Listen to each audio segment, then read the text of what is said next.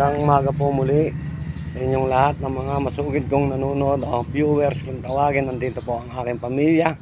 Kami po ay nagsasama-sama, nagtatanim.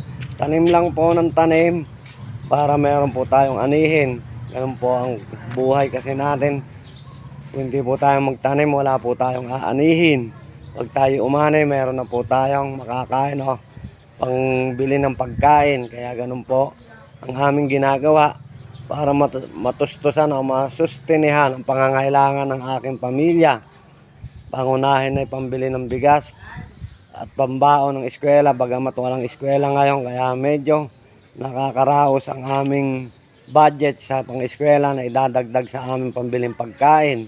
Kaya andito kami ngayon, gumagawa po kami ng aming kabubuhay, nagtatanim o magtatanim para sa pagdating ng panahon meron po tayong aanihin. Tanim lang po ng tanim, para ang buhay lang yan.